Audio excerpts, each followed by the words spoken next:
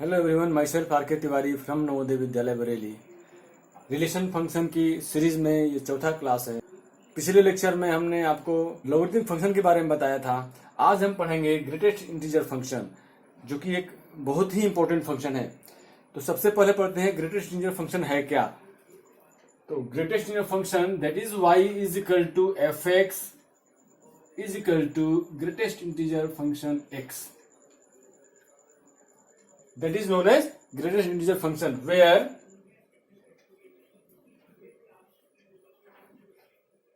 greatest integer function x is greatest integer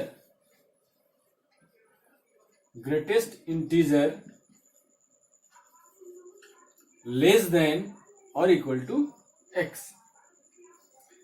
इस bracket में जो भी रियल नंबर होगा उसकी वैल्यू x से छोटी या उसके बराबर हो सकती है, इससे बड़ी नहीं हो सकती। फॉर एग्जाम्पल, जैसे हमने लिखा कि greatest integer function of 4.6, the value of this function is 4.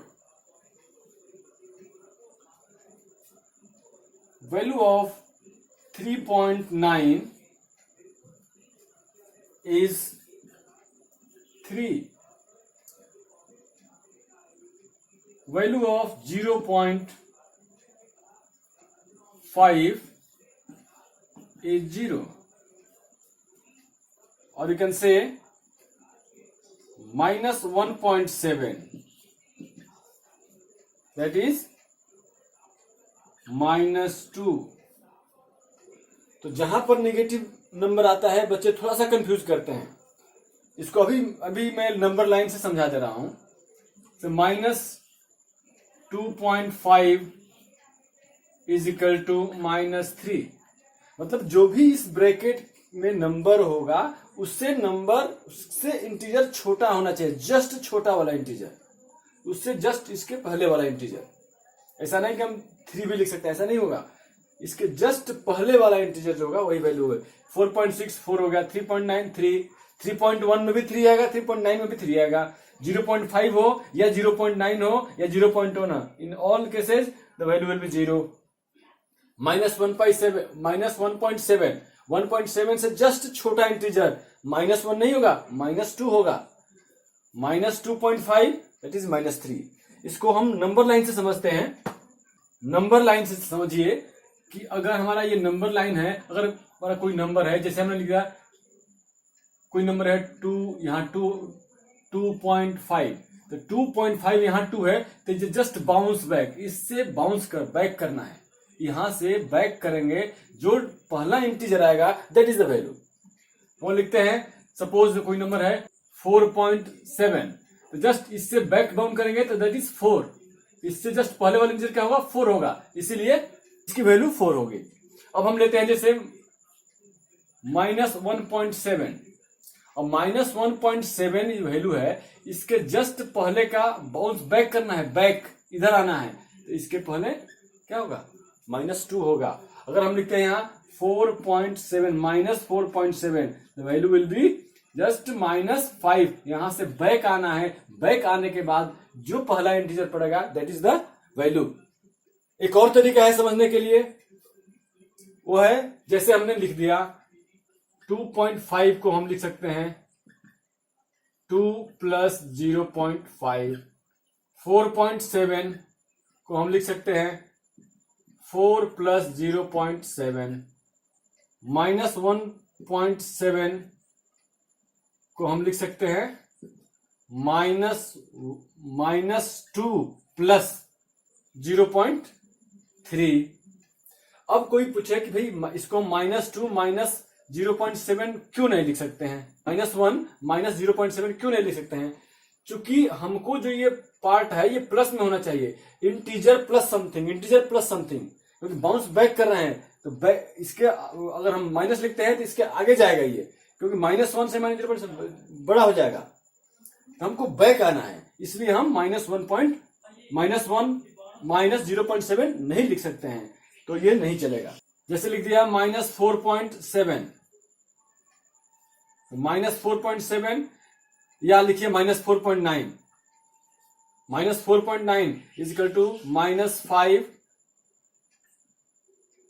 Plus 0.1, -5 plus 0.1 ऐसे आना चाहिए, प्लस के फॉर्म में आना चाहिए। अब उम्मीद है समझ में आ गया होगा कैसे करना है इसको। तो ये जो बाउंस बैक का रूल है, या ऐसे समझिए कि इस ब्रैकेट के अंदर जो ग्रेटेस्ट इंटीजर होगा दैट विल द।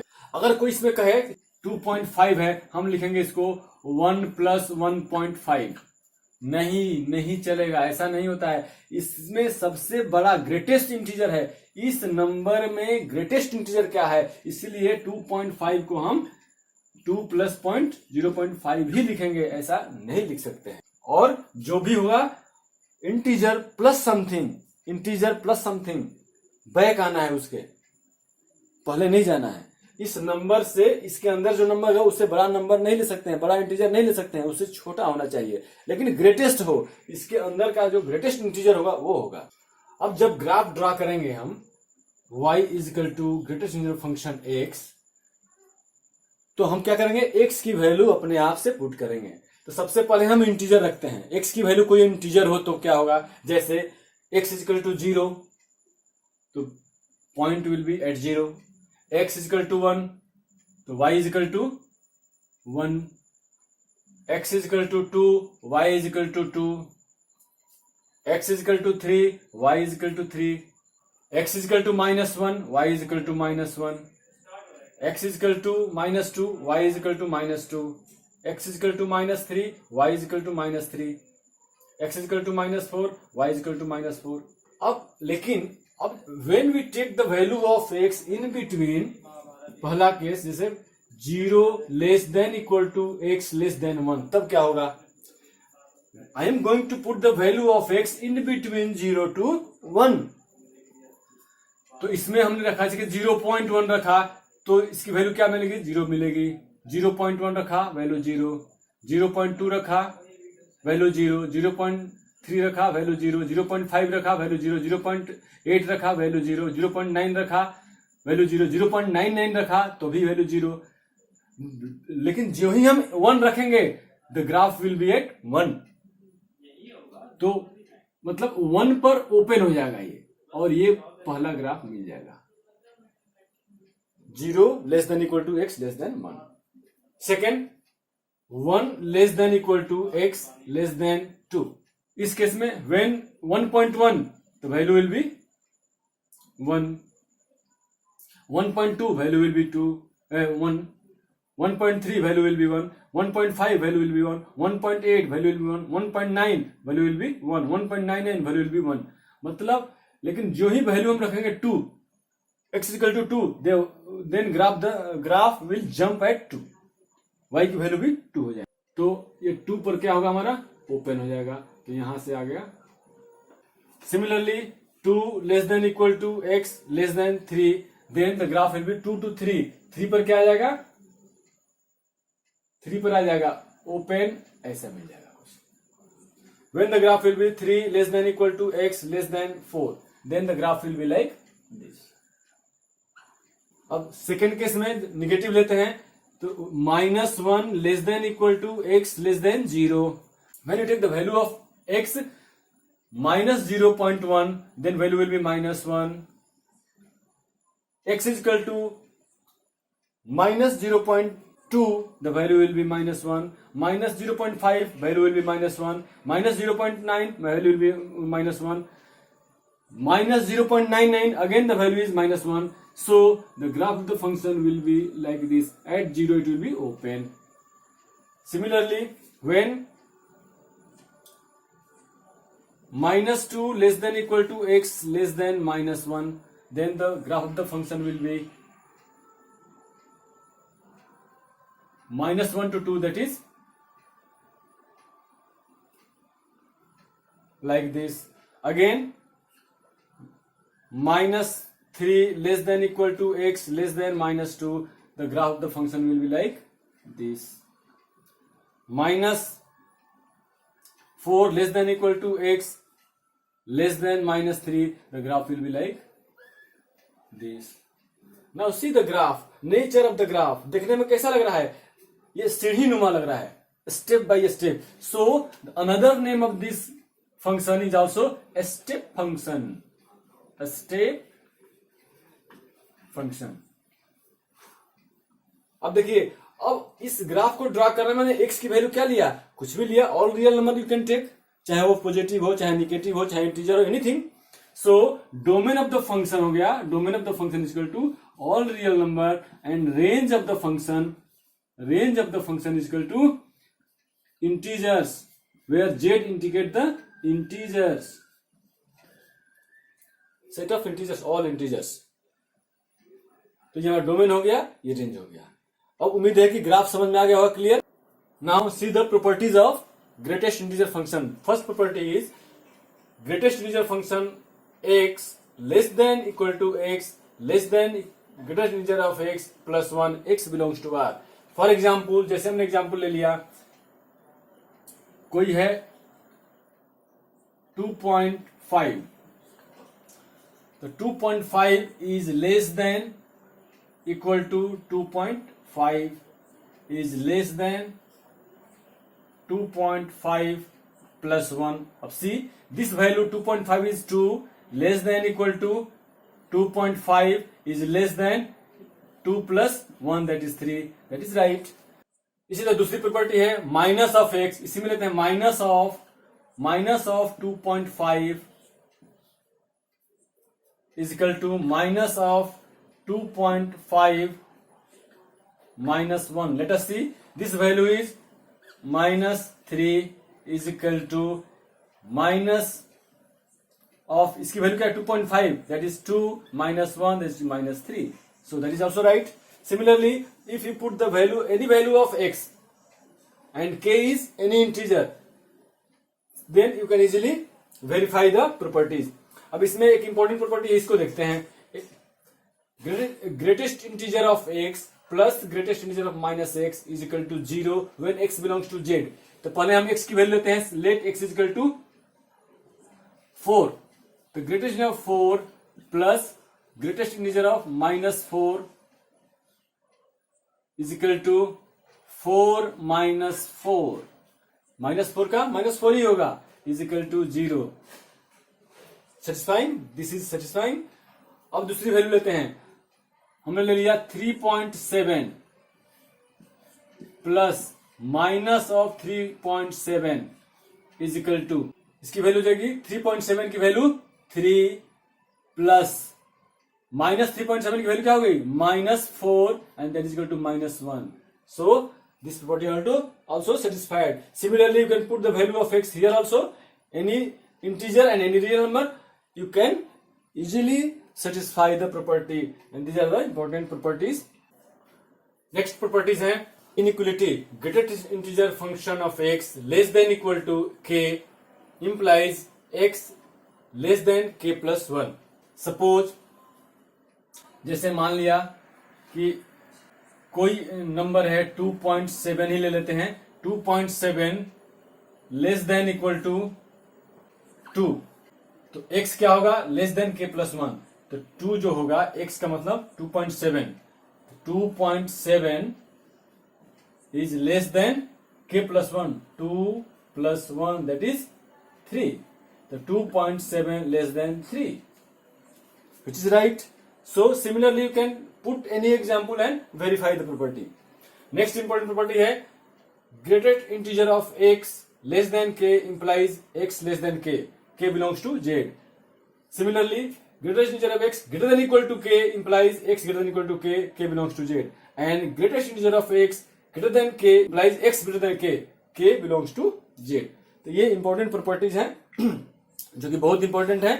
जब हम डोमेन रेंज निकालते हैं तो इनकी जरूरत पड़ती है. लास्ट में एक एग्जांपल लेते हैं डोमेन निकालने के लिए. Greatest integer of x whole square f(x) is equal to 1 by square root of greatest integer x square minus greatest integer of x minus 6.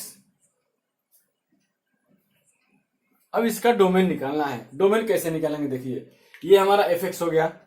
अब मेन f(x) है तो सबसे पहले क्या देखेंगे, डिनोमिनेटर 0 नहीं होना चाहिए, कि इस स्क्वायर रूट के अंदर जो भी नंबर आए that must be greater than equal to 0 होना चाहिए। तो चूंकि डिनोमिनेटर 0 नहीं होना चाहिए तो ग्रेटर देन इक्वल टू 0 नहीं लेंगे, ग्रेटर देन 0 लेंगे। तो ये ग्रेटर देन 0 होना चाहिए, बस दैट इज द कंडीशन कि नीचे वाला हो स्क्वायर रूट के अंदर वो ग्रेटर देन 0 होना चाहिए, 0 भी नहीं होना चाहिए क्योंकि डिनोमिनेटर 0 हो जाएगा।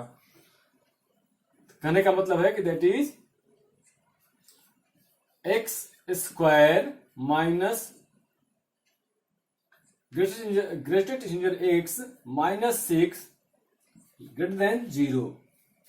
When you factorize it, you will get greatest integer of x minus 3 into greatest integer of x plus 2 greater than 0. अब देखिए ये जो वैल्यू है product of this and this both should be greater than equal to 0। इसमें दो case आएंगे, या तो ये भी 0 से बड़ा हो, ये भी 0 से बड़ा हो, या ये भी 0 से छोटा हो, या ये भी 0 से छोटा हो। तो केस 1 तो क्या क्या हो सकता है, एक तो हो जाए केस 1 कि greatest integer of x minus 3 greater than 0 and greatest integer of x plus 2 greater than 0। This implies greatest integer x greater than 3 and this implies greatest integer of x greater than minus 2। अब दोनों का क्या करेंगे, common part लेंगे, इसका और इसका common part, common real number जो कि इनके डोमेन में आता है। ये कहता है ग्रेटर देन 3 है, ये कहता है ग्रेटर देन माइनस 2 है, इसका मतलब greater than x greater than 3। अब ग्रेटर देन 3 है, इक्वल टू नहीं है, दिस इंप्लाइज अभी हमने प्रॉपर्टी पढ़ा, as per the property using that property greater than x greater than 4 and this implies that greatest integer of x belongs to 4 to infinity,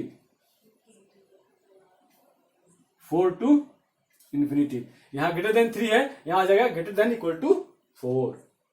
अब आइए इसमें next क्या होना चाहिए कि greatest integer of x minus 3 less than 0 and greatest integer x plus 2 less than 0. From here we can get greatest integer of x less than 3 and greatest integer of x less than minus 2. अब ये है less than 3 less than minus 2। अब दोनों का common part लेंगे, minus 3 से छोटा और माइनस 2 से छोटा। So greatest integer x is less than minus 2 and so we can say greatest integer x less than equal to minus 3। Property use कर दिया x प्लस 1 से। अब देखिए इसमें से क्या मिल गया, this implies that greatest integer x belongs to minus 2 minus infinity to minus 2। Therefore, domain of the function is equal to minus infinity to minus 2 minus infinity to minus 2 union 4 to ये मिल गया हमको domain. अब next जो function बचा है वो fractional part, इसी से रिलेटेड है, टोटली इसी से रिलेटेड है, fractional part and signum function. दो फंक्शन बचे हैं, नेक्स्ट क्लास में इसको भी देख लेंगे।